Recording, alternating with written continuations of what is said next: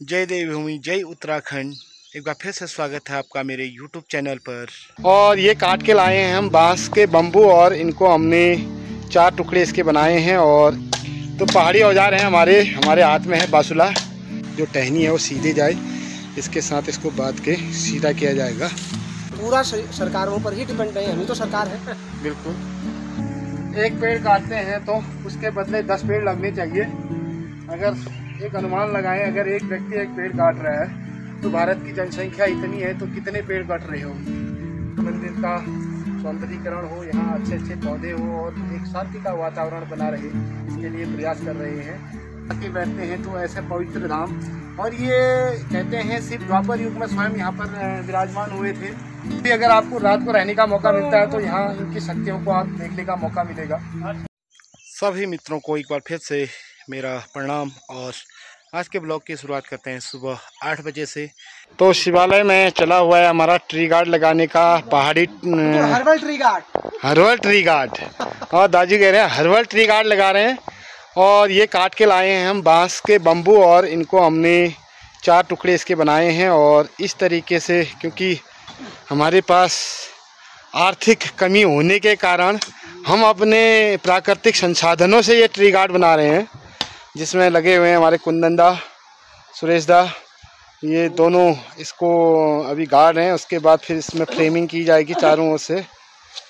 तो एक हैं एक्समैन और दूसरे हैं अध्यापक, और दोनों काफ़ी प्रकृति प्रेमी। और जो ये पौधा हमको गरुड़ से मिला था, और इसको आज संरक्षित करने के लिए हम थोड़ा सा ट्री गार्ड, जो हमारा हर्बल ट्री गार्ड है, उसका प्रयोग कर रहे हैं। और लगे हुए हैं कुंदनदा और सुरेश दा।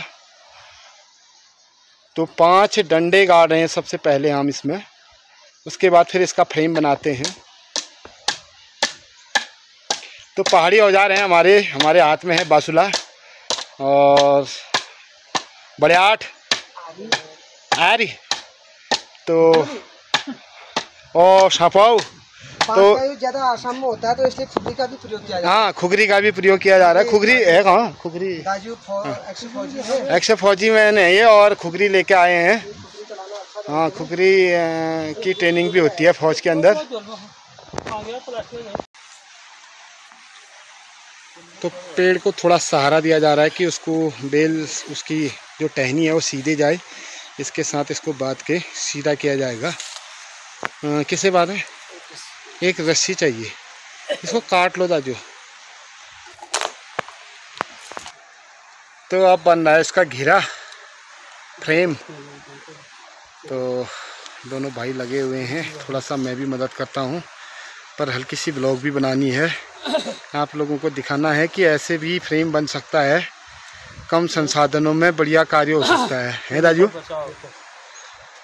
तो ये पहाड़ में जो बांस है, हम सरकार को ही देखे रहे और खूब पैसा आए तब हम पेड़ों को बचाने का प्रयास करें। जो भी पेड़ भी मिल जाए तो उनको संरक्षित करने का सामाजिक और नागरिकों की भी जिम्मेदारी होनी चाहिए कि हम भी इस पर्यावरण को बचाने में अपना सहयोग करें। और पूरा सरकारों पर ही डिपेंड है, हम ही तो सरकार है। बिल्कुल। और वो पैसा हमारा ही जाना है वहाँ से, हैं? तो ये लाए हैं हम, जो लेंटर में बांधने वाला तार होता है, तो उससे कसा जा रहा है इसको अभी चारों ओर से, इस फ्रेम को। तो इस तरीके से इसको मोड़ के, जो कि ये हिलेगा नहीं, अपनी जगह पे रहेगा, और बढ़िया सा एक फ्रेम बन रहा है हमारा। लगे हैं कोशिश में, जितना हो सकता है, जितनी बचा सकते हैं हम, ये हमारी क्षमता है। हर जगह पैसे ही नहीं देखा जाता है, कभी कभी अपने संसाधनों से भी ये काम किया जाता है। ये पतले भी चलेंगे दाजू, पतले तो और बढ़िया से बैठ रहे हैं।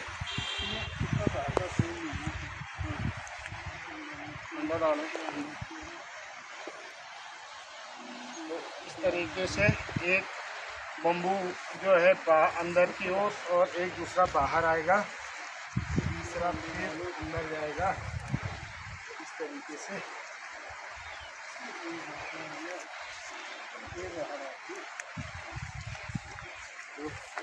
ये बाहर आ गया इसको और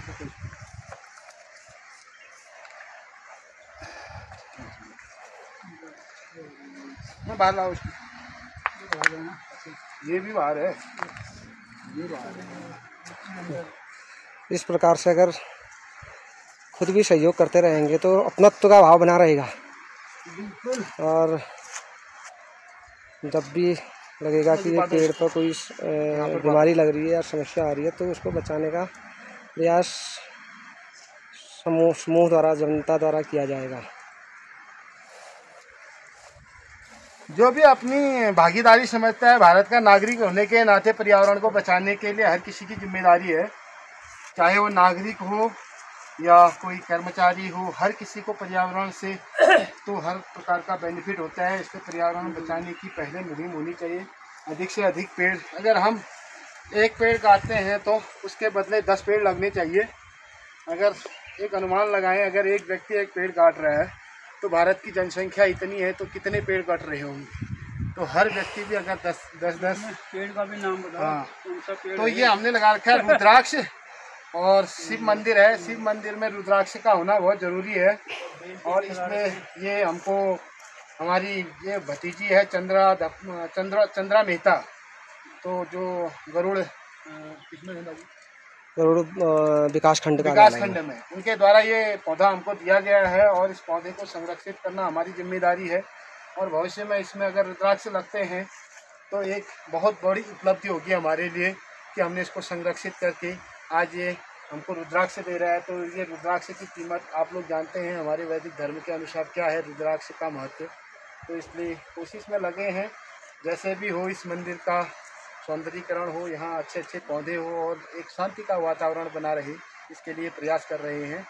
और सामने सुंदर सा गांव हमारा गांव है धपोलाचरा। और द्वापर युग से हमारे इस क्षेत्र में भगवान शिव की जो है नज़र बनी है कि हमारे हर सुख दुख में के साथी रहे हैं। तो इसलिए हमारा दायित्व भी है कि अपनी आस्था को बचाते हुए इस मंदिर को सौंदर्यता प्रदान करने का कोशिश करें, जिससे कि लोगों का यहाँ पर आके शांति वातावरण में अपना माहौल, अपना जीवन व्यतीत करने का कुछ पल अपने जीवन का निकालें, जिससे कि इस मंदिर में शांति और सुख की अनुभूति होती है।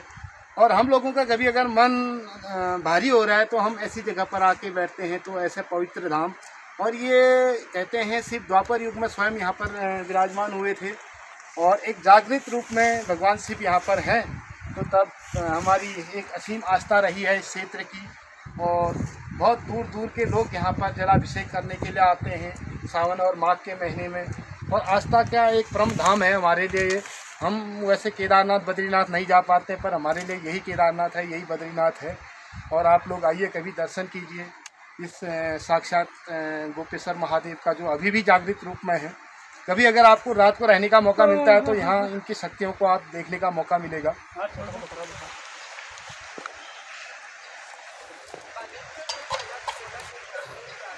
तो ये हैं हमारे जो औजार हैं जो हम लेके आए हैं इसको बनाने के लिए। तो ये हमारा एक जो रुद्राक्ष का पेड़ है उसका हमने ट्री गार्ड बना लिया है अपने घरेलू संसाधनों से। देख सकते हैं आप, इस तरीके से हमने बांस के बम्बू गाड़े हैं। ये करीब 2 फीट ज़मीन में गाड़े गए हैं और इसके चारों ओर इसी के पतले पतले पीस बना के इसके चारों ओर घेरा बनाया गया है। और अभी हम अगले पेड़ की तैयारी कर रहे हैं, दोनों भाई साहब लगे हुए हैं। और इतने हथियार ज़रूर चाहिए, ये बासुला और खुकरी या दराती कुछ भी हो, पर खुकरी जो है ये आसाम, कहाँ से आई दादी? आसाम से आसाम से आई है, नेपाल की खुकरी है। तो इस तरीके से हम लोग आज दिन का कार्य है हमारा कि इन पेड़ों को सुरक्षित रखा जाए और जो आने वाले समय में एक फलदायी होंगे हमारे क्षेत्र के लिए और सभी लोगों को। यहाँ से अभी हमने यहाँ पर पहला पेड़ बेलपत्री के उसमें लगाया है, अभी दिखाते हैं आपको। इस तरीके से हमने यहाँ पर लगा रखे हैं, ये बेलपत्री हैं और बेलपत्री से भगवान शिव की पूजा की जाती है। तो ये दोनों बेलपत्रियों में भी हमने इस तरह के ट्री गार्ड लगाने हैं। 3 बेलपत्रियाँ लगा रखी हैं और एक बड़ का वृक्ष। ये सुंदर सा हमारा गोपेश्वर महादेव का क्षेत्र जहाँ पर आज हम इस कार्य को अंजाम दे रहे हैं। आज छुट्टी का दिन है तो हमने कहा समय निकाल के इस काम को करते हैं।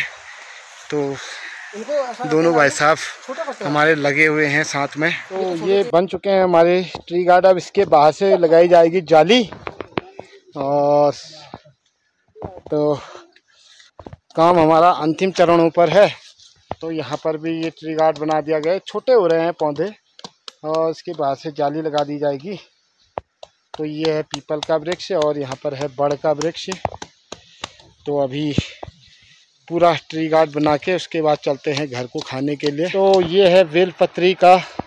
तो एक ट्री गार्ड यहाँ पर बांस के बम्बू के का हमने बना रखा है और दूसरा ट्री गार्ड ये है, ये भी बेलपत्री का पौधा है। और तीसरा ये बना रखा है जो रुद्राक्ष के का वृक्ष है। तो ये है एक बेलपत्री का और इसमें भी ट्री गार्ड बना दिया गया है। अब इसके बाहर से हम कोशिश करेंगे कि जाली लग जाए। और दो उधर बना रखे हैं, ये देख सकते हैं आप, जूम करके मैं दिखा रहा हूँ। तो ये दो ट्री गार्ड यहाँ पर, तो 6 ट्री गार्ड हमने बना रखे हैं। आज सुबह से लगे हुए हैं यहाँ पर तीनों भाई। तो देखते हैं कितने सुरक्षित रह पाते हैं, क्या मेहनत सफल होती है।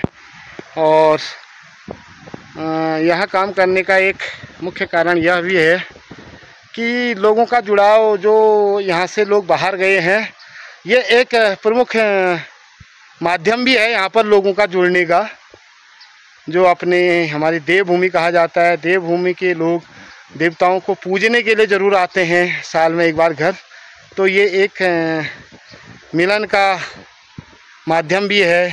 भगवान इष्टों का दरबार जो है, उसी की पूजा अर्चना करने के लिए जो बाहर गए हुए हैं लोग साल में एक बार ज़रूर आते हैं अपने घरों में और इसी माध्यम से उनसे मुलाकात हो जाती है। नज़र हो गया काम? अरे काम तो हो गया। कहाँ चिता रहे हो काम करके? आज खाना कौन खिलाएगा आपको? अरे आज भोले शंकर से खिलाएंगे और क्या करना है, भोले शंकर के मंदिर में है बढ़िया। हाँ। इतना काम तो हो गया, खाना तो डेली खाते हैं आप बढ़ते से। बिल्कुल बिल्कुल। कल सोमवार, आज ही सोमवार हो गया हमारा। दाजू आज शनिदान भी हो गया, साथ में शनिदान भी हो गया आज है। चलो फिर चलते हैं, अब काम हो गया समाप्त। और तो ये थी आज की ब्लॉग, जो यहाँ पर हम आए थे ट्री गार्ड बनाने के लिए और ट्री गार्ड बन के तैयार हैं। पर एक आरी लाए थे, वो गुम हो गई। तो कोई बात नहीं, हमारे पहाड़ी भाषा में कहते हैं बान बान बल्ले रह गई। हालांकि रखा यहीं पर था, पर क्या पता कोई शरारती आया हो, उठा के ले गया हो। पर कोई बात नहीं, भोले शंकर को चढ़ा दिया है राजू, शनिदान कर दिया। तो अब चलते हैं घरों को। घर वाले आज मैगी आते भी हैं, मैगी आएंगे। खाना जो नहीं बना रखा है वहाँ, वो खाना होनी हुई है ना आज। नाश्ता करके आया हो। रसोई वाले भी थे ये। कोई बात नहीं, रसोई का मिल गया होगा यार, तुम्हें ना मिलो। हमारे पहाड़ में कहते हैं ना, एक हत्या आज घर जाती है, एक हत्या बनाएंगे ये। एक हत्या खिचड़ी। हाँ ठीक है, ठीक है, पुलाव, हाँ कुछ भी। तो तीनों भाई चल रहे हैं आप घर को खाने। भूख लग गई है, भूख से वो क्यों बनाऊँ, क्या करना है, तो अब चलते हैं घर को। और आज का काम संडे का एक सदुपयोग हो गया शिवालय के मंदिर में। तो भोले बाबा सबको आशीर्वाद दें और सबको सुखी और संपन्न रखें। और अब चलते हैं घर को। सुरेश दा रामपुर, कहाँ के रास्ते जा रहे हो दाजू? रामपुर के रास्ते, रामपुर के रास्ते जा रहे हैं और हम जाते हैं खेत के रास्ते। तो फिर मिलते हैं आपको नई ब्लॉग में। तब तक के लिए जय हिंद, जय उत्तराखंड, जय भारत, जय गोपेश्वर महादेव।